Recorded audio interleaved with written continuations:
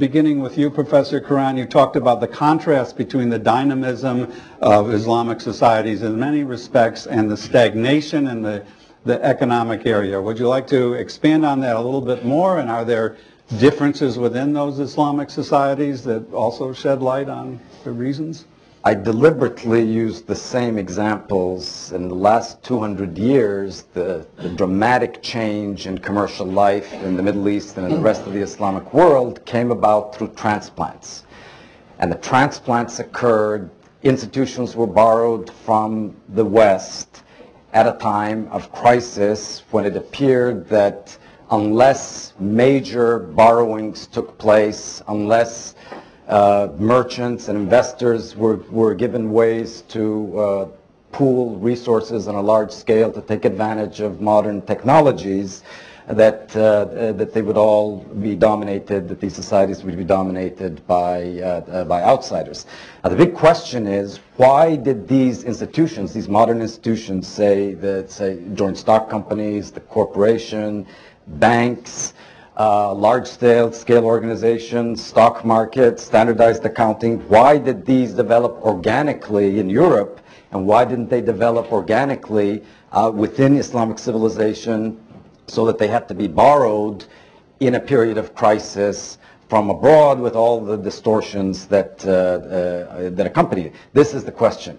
Now, here is where Islam and specific aspects of Islam come into play, and that help us explain why there was a long period of stagnation.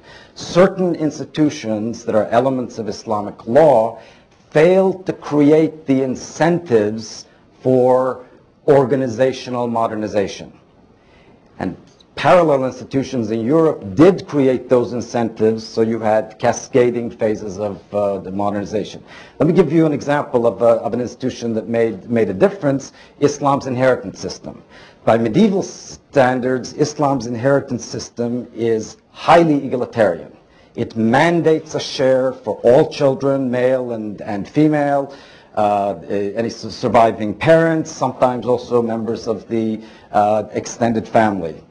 I was much more egalitarian than inheritance systems elsewhere in the world in the medieval period. One problem that this created, that this inheritance system created, is it made it very difficult to carry successful enterprises from one generation to the next.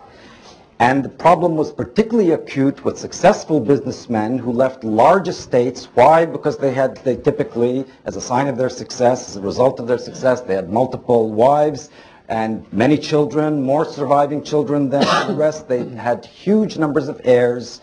So the successful business they left, all the assets got fragmented very quickly. Europe was able to solve this problem because, unlike Islam, in Christianity, there is no inheritance system grounded in the Bible. There's a great deal of flexibility. In some places, and particularly the places that eventually gave us the Industrial Revolution, primogeniture, leaving the assets, all the assets to the oldest son, was adopted as a solution. This enabled successful businesses to be passed to the son. Now, why is this so important to economic development? Because if you can pass on an enterprise to others, if it can grow over and if it can grow over time, that growth generates communication and coordination problems that then require the development of new organizational forms.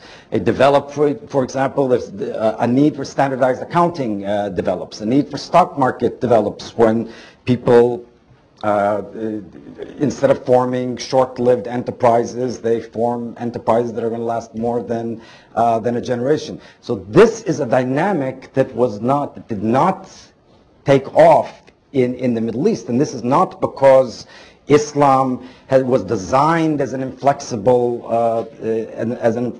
religion. That there was certainly no rule in Islam that says that enterprises have to be small and short-lived. This was an unanticipated, unintended consequence of an inheritance system that served certain needs quite well. Thank you.